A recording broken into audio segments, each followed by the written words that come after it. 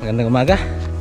So, tuturing na natin to mga kalaki dahil maulan na naman. Mukhang ulan na naman mga kalaki.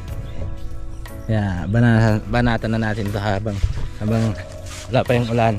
At pag umulan, tanim na tayo. Dala natin si pollinator ba? Siyempre meron natin. At sana kaya niya, niraro ko naman na eh. Kaya niya yan. Ang mga ano na yung keljo nandito, mga biik niya. Dami sa dalawa, tatlo yun. Sa dalawa, walong biik. Pambawi, galing.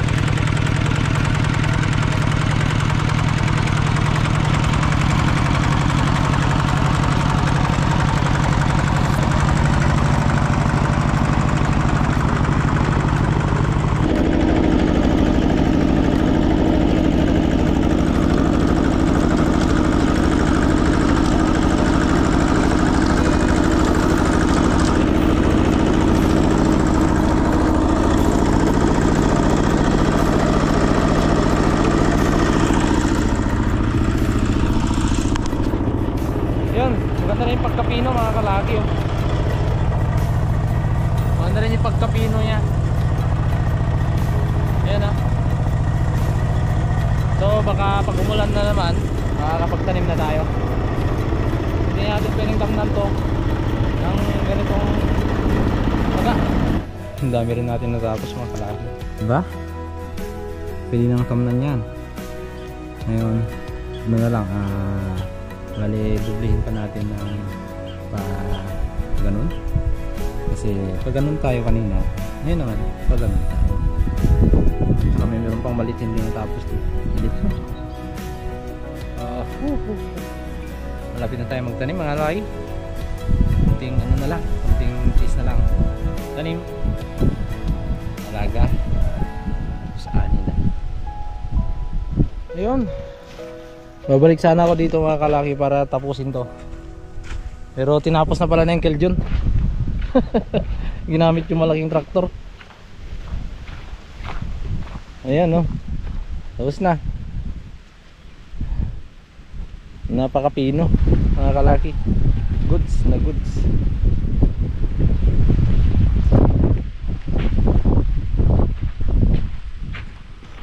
Ayan no. Yun ang ano, tamnan. Siguro pag umulan to tatamnan na natin mga kalaki. Ito na yung dadaanan ng ano, dadaanan ng rotor to. Ay ng kulong-kulong nilang kel. Ganda. Ayos na. Okay, magdi-deliver tayo ng parcel mga kalaki dito sa may bukid. Deliveran natin ng parcel ay nandito na.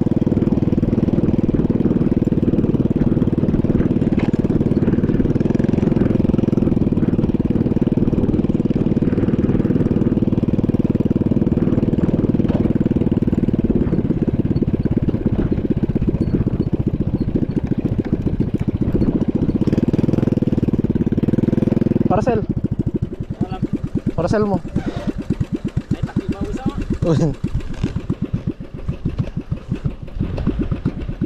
Yo, what's up mga kalaki?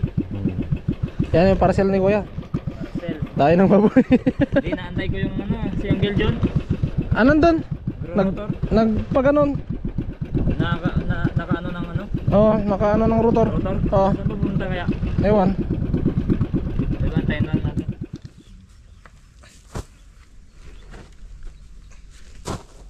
Medyo itambak.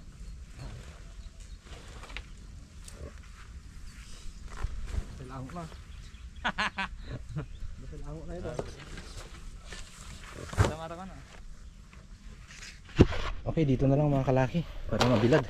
Dahil may konti pang ano siya. May konti pa siyang amoy. Organic. Solid. Solid yung amoy. Ayan, sarap. Sarap yung amoy. Oh, basa pa to oh. Ayun. Basa pa nga. Kailangan. Kailangan.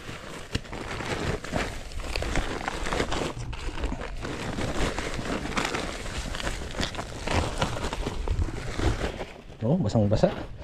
Pero ito wala nang amoy ah. Sarap. Sarap mo men. Ayan, start tayo dito. Ayan oh. Medyo ano kasi yung lupa, basa. Medyo maga na basa. Pero yung tatabon natin diyan, yung ano lang, yung basa lang ng kalaki. Lagyan natin ng ano. Ayan. Sarap mo hawakan men. Saka natin tabunan. Lagyan natin ng konti. Ayan. Okay na. Dalawang butil para sa kinabukasan. Ay! Ano yun? Yes. Tabon yung ano. Kunti lang natabon yan. Oh.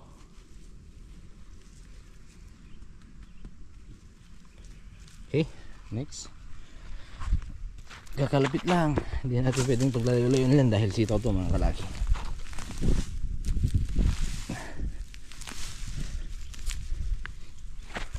Okay, dyan na. Dyan na. Alright, tapos na nating natamnan yung isang guhit. Guhit pa tayo. Ayan. Hindi siya mag-anong namamaga para hapon natin sinimulan. Para di mamaga agad yung lupa. Ayan o, basang-basa pa. Okay, sana tumubo lahat mga kalaki para mas madami yung anihin natin. Tara, guhit tayo ulit ng isa.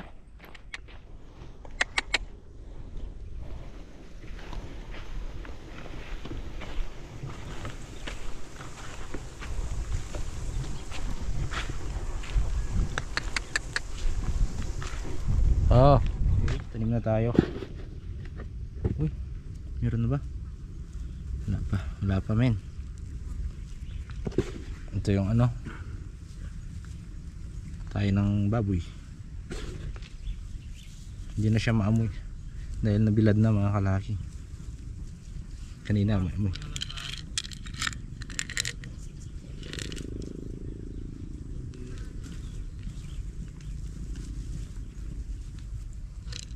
Ay, tapos na natin. Tapos na natin pangalawang mga kalaki. Yan, pinagtapat-tapat ko na. Yan. Para yung gapangan na ilalagay natin maganda tignan. Pag linagay natin sakto na magkabilaan, ano? Para may tapat-tapat kasi tutubo lahat yan. Tsaka meron ako napapansin parang uulan mga kalaki. Lumalakas yung hangin dito sa atin, at tsaka dumidilim-dilim. Hararo pa tayo dahil hindi pa ubos tong butil natin. Meron pa tayong butil.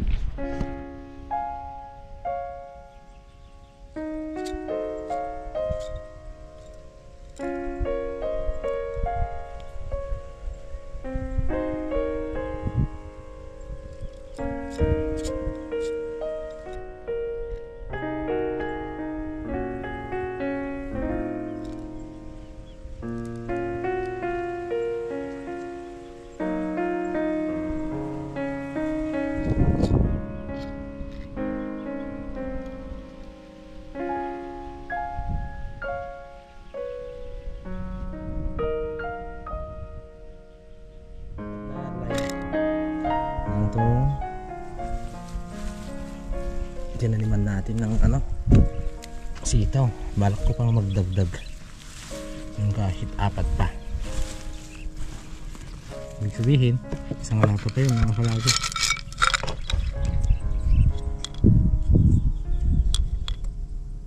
Bukas mag ano muna tayo, mag mimitas muna tayo ng pakwan. Okay, malapit na tayo matapos. Tinulungan tayo ni Uncle Jong. Ayan. Rescue si Uncle Jong. Sakto yung ano mga kalaki, 4 na guhit. Mukhang sobra lang ng 4. Yan oh, may konti pa. Yung sa lata 450 na pieces na ano butil. 150 butil napunta sa 3 guhit ay 4 na gulis mga kalaki.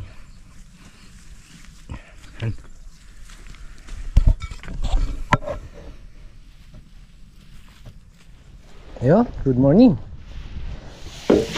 Morning. Naasahan natin kahapon na umulan, pero hindi umulan mga kalaki. Hindi siya naulan kahapon. Pero di ko lang alam ngayon. But di pa rin tayo aasa sa ulan dahil ano, medyo malabo-labo pa rin mga kalaki.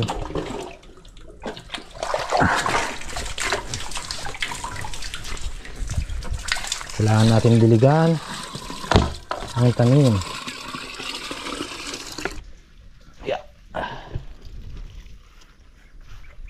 Right? Baka kasi mahirapan tumubo mga kalaki. Ayan o. Medyo basak pa naman yung lupa. Didiligan pa rin natin syempre.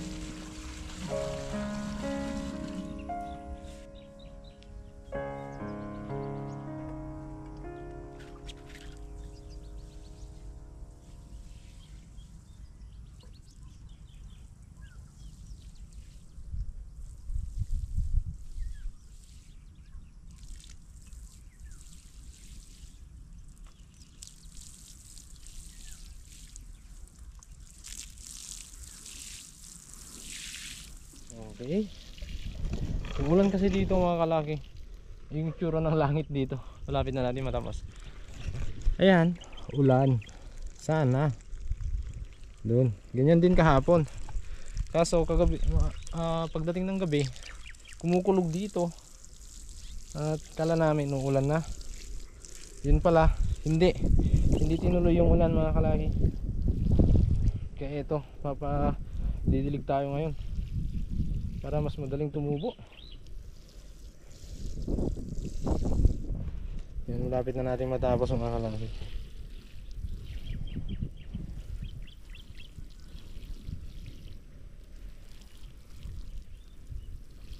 Ito yung tatanim natin na patola. Yan, 2, Saka isang pipino. Tsaka meron tayong ano dito mga kalaki.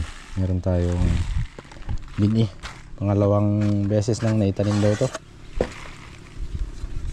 Patola din.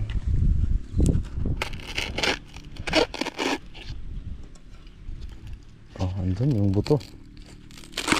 Madami-dami rin tong buto na to mga kalaki. Itong patola.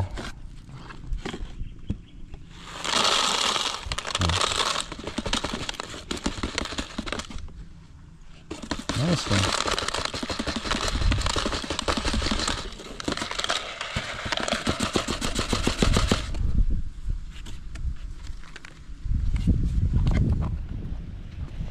Ayos din oh, yung buto. Oh. Good.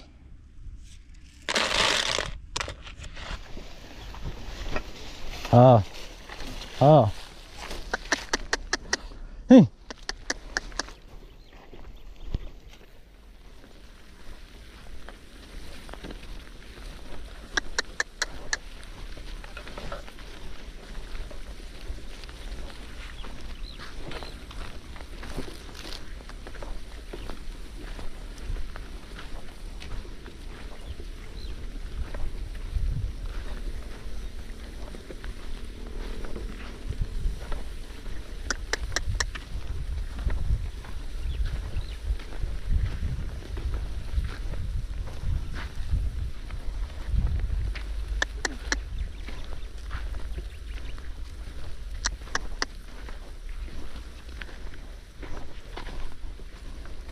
Ah. Oh.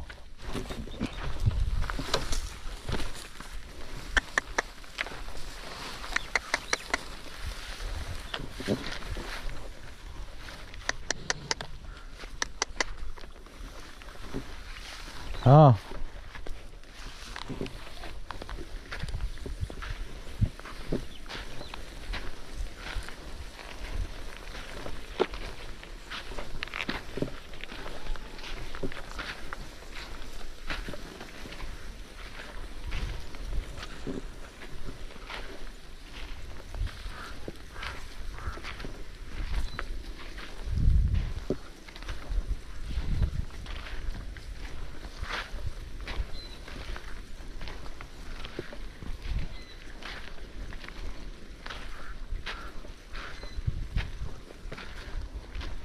Dalawang linya lang muna dahil tutuloyan natin ulit mamaya mga kalaki.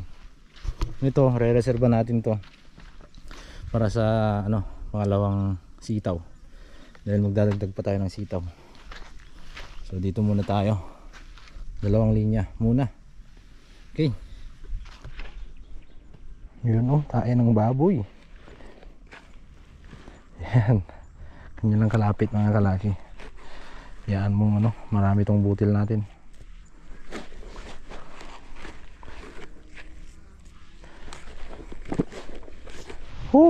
Sakto, muulan na. Muulan na dito. Ayos. Tanim na tayo. Nadidiligan pa. Goods na yan, guys. Gawin natin yung isa. Masyado mo siyang malapit. Diyan ka. Makikisilong muna tayo doon mga kalaki. Makikisilong lang po.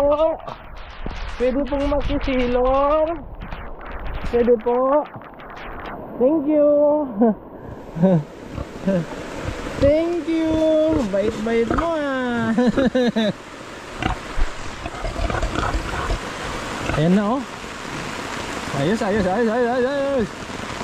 Talagyan ko na ng animal manure mga kalaki, talagyan na natin yan para sa patola. Yan yung mga itim na yan, yung mga itim na yan, yung mga itim na yan, yan yung tinatawag na ano mga kalaki, tae ng baboy na may amoy-amoy. Oo, real talk, may amoy pa. Sinubukan lang natin yung may amoy pa, baka mas effective, mas maganda, di ba? Yan, nagwantes naman ako. Yan ka muna, nagwantes naman ako mga kalaki.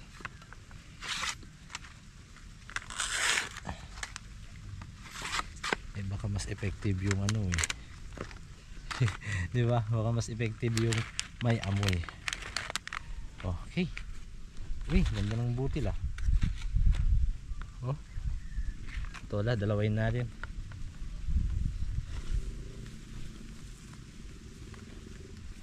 Uy, tae.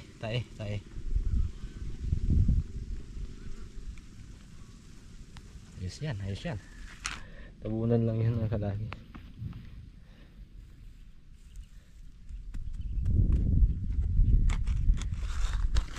Tapos lagay tayo ng dalawa.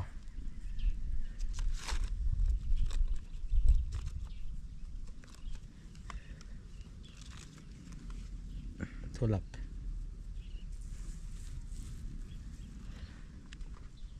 Tapos na natin ilagay yung certified mga kalaki. So itong bini na lang lalagay natin. So siguro kaya naman ng tatlong guhit. 2 guhit pa lang tong natatamnan natin mga kalaki. Ang pangalawa pa lang to at malapit na siyang matapos. Guguhit pa tayo kung may matira pa tayo na buto. Kailangan natin lagay lahat. At ito yung space na dyan, yung nandyan na space, tatamnan natin ng sitaw din, pero wag muna ngayon dahil hindi natin kayang asikasuhin pag nagsabay-sabay ang mga to. Ito, tatamnan natin ng sitaw mga kalaki. Sitaw rin to kaso hanggang July siguro to pwede nang aningin. At ito naman by June, March, May ngayon, by June natin ito tatamnan yung part na to. Tapos dito yung patola by next month tatamnan natin yan. At saka marami pa yung marami pang naiwan mga kalaki. So hindi ko pa alam kung ano itatanim natin dyan. Siguro kahit okra pwede rin. Tsaka mayroon pa tayong isang sachet na pipino dun mga kalaki. Pwede pa nating ihabol na itanim dyan. Pero sabi ko nga huwag natin pagsabay-sabayin dahil sa sobrang busy nating tao. Kahit saan tayo pumupunta, may mga trabaho, baka di natin maasikaso lalo mga kalaki. Kaya huwag natin bibiglayin yung pagtanim. So ngayon konti-konti lang muna, then next month sunod ganun lang. Simple lang yung maggulay para di natin mababayaan mga kalaki. Pag marami kasi yung tanim natin gulay, lalo na't mag-isa lang tayo, abay baka hindi natin masikaso ba yun. So sayang lang yung mga butil na linalagay natin kung di natin masikaso. Kaya dapat konti-konti lang. Ano ba yan? Ulit-ulit na yung sinasabi ko. Lapit na. Diyan na yung dulo.